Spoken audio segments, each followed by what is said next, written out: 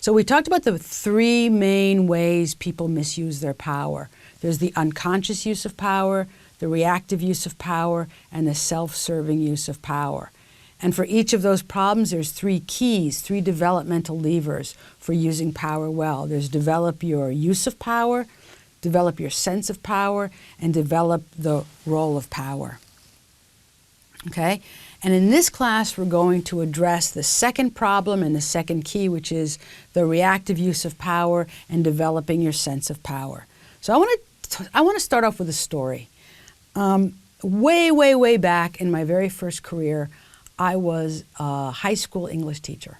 And as is the custom, I was doing a student teaching stint. So it was 1979, I think it was, and I was 20 years old, and I was teaching 10th graders in the Ohio town where I was going to college.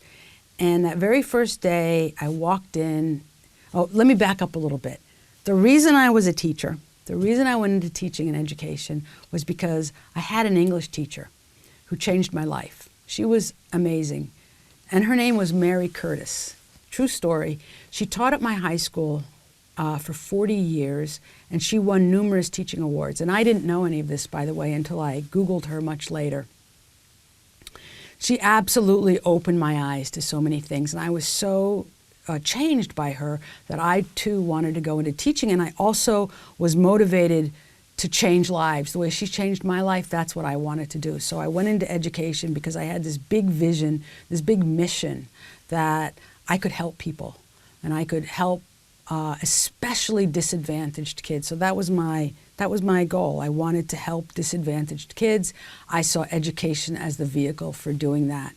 So there I was, my first day of student teaching, with this big mission to change kids' lives and to help them. And I walk into that classroom, and I think you see where this story is going, right? I walked in, and I was just met with this wall of attitude, just disengaged, skeptical, gum chewing, sitting back in the chairs, looking at me, whispering, basically not giving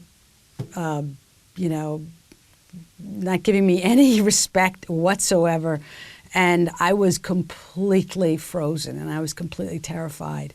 And to be honest, not all the kids were like that. Most kids were actually engaged and they were present, but there was a really good-sized group of kids who were really skeptical, they were really challenging. But what really got to me were the kids who were checked out. They were just completely not engaged. And of course, here we go. Who were those kids? They were the most disadvantaged kids. So those were the kids from the broken homes or from the abusive homes, or they were the small handful of minority kids or the poorest kids in that town. And they were the ones that I was reaching the least. So, like most people with a mission, I was completely in love with my mission, but when it hit reality, I didn't know what to do. But this is what I know with utter certainty. I know that I absolutely failed in my job. And not only that, I misused my power. Because that was my first lesson in power. What I realized then was that standing up in front of that class, what enabled me to be in front of the class was my positional power, right? But what made me effective was personal power, and I had none. I had really no way to influence those kids, right?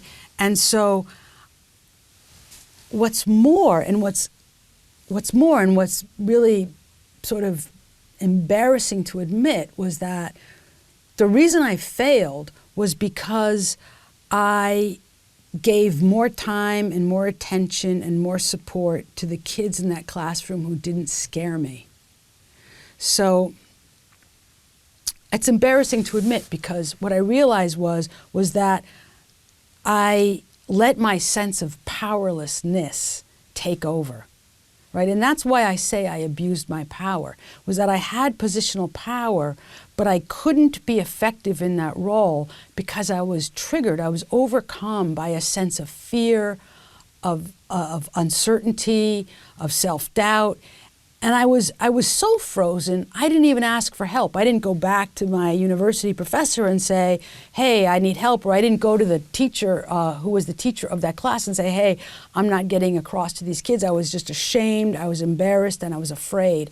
And I let those feelings override my obligation to the kids. That's what I mean by I abused my power. So I put my needs first. Right? Out of sheer fear and self-protection, I tried.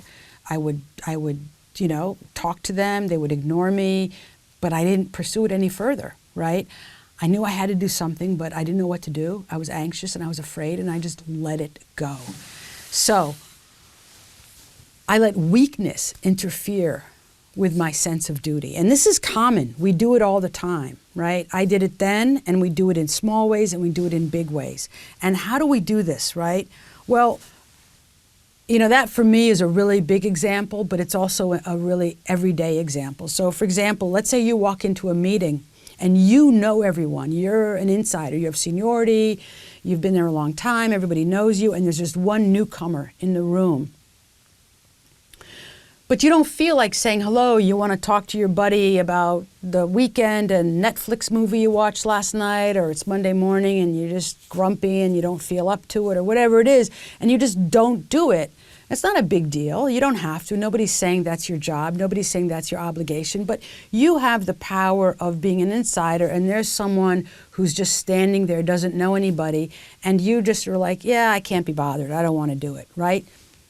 Similar, small. It's not a big thing. No one's telling you have to do that. But that is an example of letting your own feelings override a bigger obligation. Or another example, which I think I gave earlier, is that you're a manager. You have to give feedback to somebody. But you know they tend to get defensive. You know they react badly, right? And you don't like conflict. You don't like confronting people. It's the least favorite part of your job. And you think to yourself, ugh, I can't be bothered. You know what? Anyway, last time I did, they didn't really improve, so it's not gonna change anything, so I'm not gonna do it. But you're depriving that person of a chance to grow. You're also putting your team at risk, right? Because when you don't hold somebody accountable or you don't give somebody feedback, it pulls down the whole team, right? So, but you let it go. Or let's say you're a CEO. This is something that I see a lot. Let's say you're the CEO of a company and your executive team is really not working together. They're dysfunctional. They don't get along together. They fight. They're in conflict. They're competitive. They compete for resources rather than work together. They don't share information. And you know this is happening, but you just don't know how to deal with it. You don't know how to make them work together, and you're just frustrated. And you just say to yourself, they're adults. They should work it out. They should work together. But you basically don't do anything to improve the situation. You let it slide, but you put your company at risk. So in all of these examples, what's happening is that we sidestep our responsibilities because of how we feel. Right? We're putting ourselves, we're putting our organizations, our teams at risk, we're putting other people at risk. And what they all have in common is that we're doing that because we feel weak, tired, afraid, scared, uncertain, whatever it is, right? Anxious. And this points out a very key point about power, that having power and feeling power are not the same thing. So power, and I said this earlier, power is a feeling, not a fact, not just a role, not just a title, right? It's also your inner sense of powerfulness in any given moment. And one of the crazy things about power is that we tend to feel less power than what other people see in us, all right? So people see us probably in a more powerful way than we feel internally. So I want to analyze this. Some of you may be familiar with Jonathan Haidt's work, and he uses a metaphor of the elephant and the rider. And the mind is divided like an elephant with a rider on top. And the rider is logic, conscious, verbal reasoning. It's everything we're aware of, everything we're conscious of, and everything else, the elephant, is our automatic process, right? The unconscious emotions, 99% of our mind we're not aware of. So the elephant is a lot stronger than the rider. So in other words, our emotions are way more in control than we think, right? They're much more in control of our behavior. So when we're tired, when we're insecure, when we're anxious, we're under the sway of the elephant. That's the elephant in charge, right? And that elephant, those emotions are going to direct our behavior, right? Even if we're not aware of it. And what's more, those emotions are going to make us forget the high power role that we're in. When I was in front of that classroom, I didn't feel any power. Right? I felt intimidated, right? When you're a boss and you're having to, hold somebody accountable or navigate a conflict and you don't like conflict and you're not good at it, you're not feeling powerful in that moment. Even though you are the boss, you're feeling, that you're bad at that. You feel weak or you feel unable to rise to the challenge of the moment. So you're feeling powerless, but in that moment, others still see you as having power. And you do have power in the eyes of others, right? Your positional power is still there, even though internally you feel low power. And so this is the reactive use of power. It's using power in a way that's driven by emotions, not by responsibility. We're the boss, somebody criticizes us, or we're a teacher, and we lash out and we defend ourselves. That's a bad use of power. That's a reactive use of power. Someone says a racist or sexist comment in a meeting and we freeze and we don't say anything because we feel unprepared. We don't know how to respond. That's a reactive use of power. Not speaking up, right? There's a difficult disagreement or conflict on the team and we don't facilitate it because we don't know how. We let it go. That's a reactive use of power. So I want to be clear. People have asked me at this point, Julie, are you saying that I can't have emotions? I can't be vulnerable? I can't have feelings as a leader in a powerful role? Isn't that a good thing? Aren't I supposed to be authentic and vulnerable and aren't I supposed to display, vulnerability and have emotions? And absolutely. I mean, there's nothing wrong with having emotions. What I'm saying is that, emotions are fine and healthy and normal. But allowing them to direct your actions, when you let your emotions take precedence over your duties or over your responsibilities, right? When fear overrides courage and you need to do something courageous in the moment, when you don't do the hard thing that you're supposed to do, when you let weakness define the moment, that's inconsistent with the responsibilities of a high-ranking role.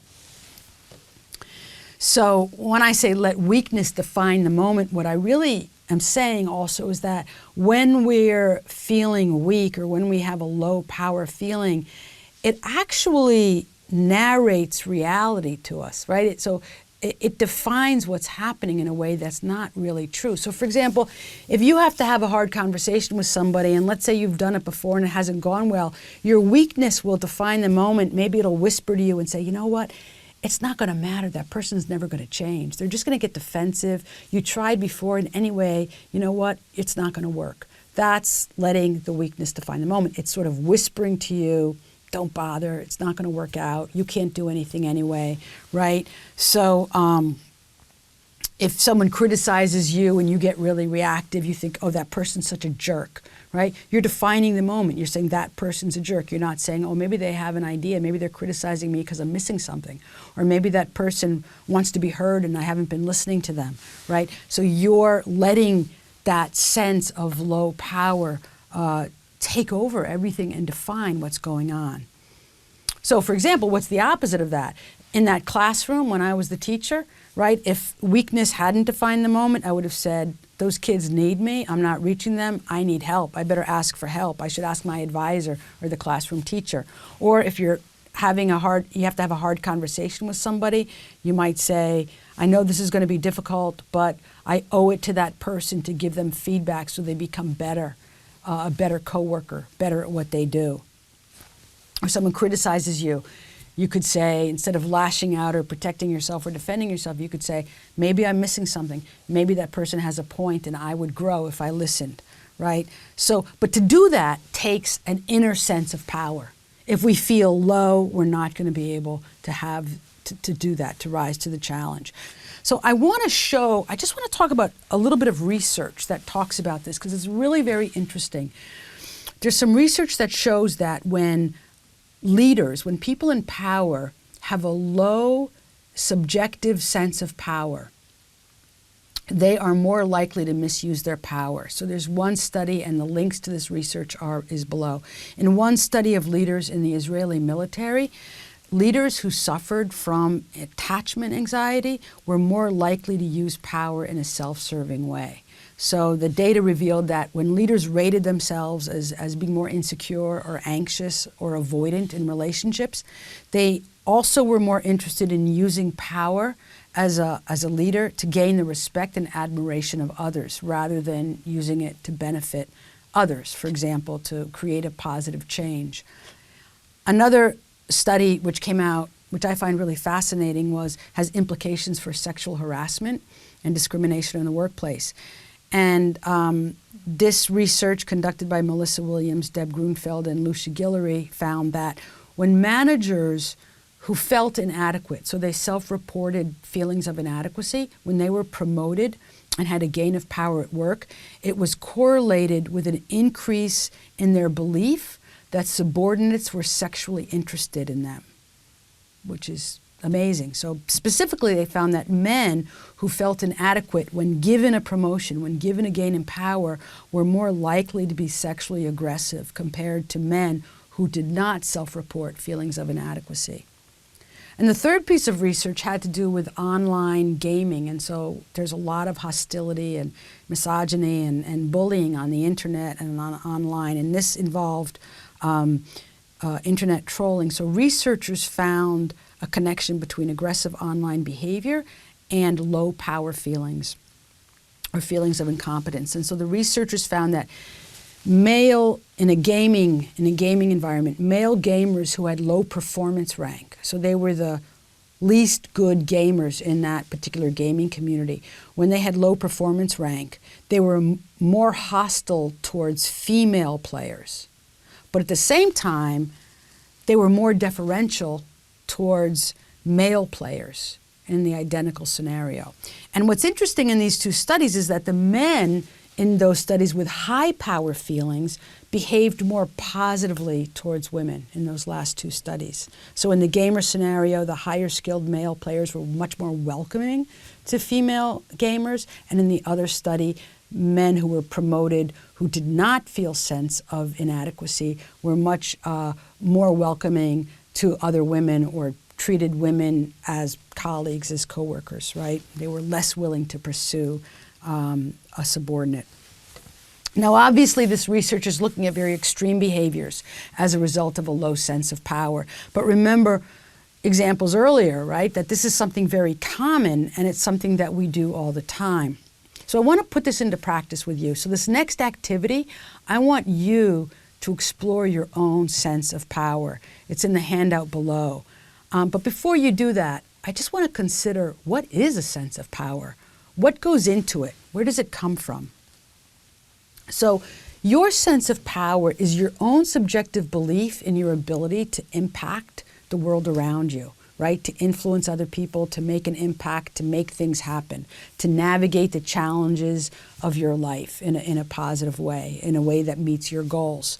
And what's it made up of? What does it come from? Well, we're going to talk about this in some upcoming classes, but it comes from many different sources. It's both innate and developed, right? It comes from, your sense of personality, the traits and characteristics you're born with, but it also comes from what you've been through, life experiences, challenges, opportunities, support that you've had, or difficulties that make you who you are today.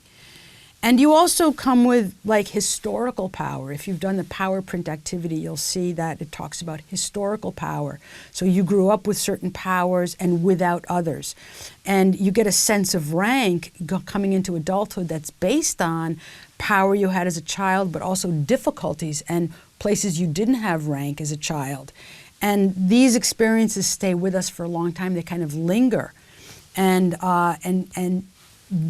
give us an overall sense of power. So sometimes, no matter how much power we accrue as an adult, we still feel like the youngest kid, or we still feel like that kid who was bullied, or the kid who had symptoms and was weak. And so we have a low sense of power that we can't quite shake, right? Now, of course, your sense of power is something you can continually work on. You can continually grow and develop. And that's the good news, right? You improve it through self-awareness, and you improve it through the activities that I'm presenting with you now. So we can grow in our self-confidence. We can become more comfortable with uncertainty, right? We can grow in our ability to meet stressful situations. So these are things we can work on and improve. So go ahead now, take a moment and explore for yourself your sense of power.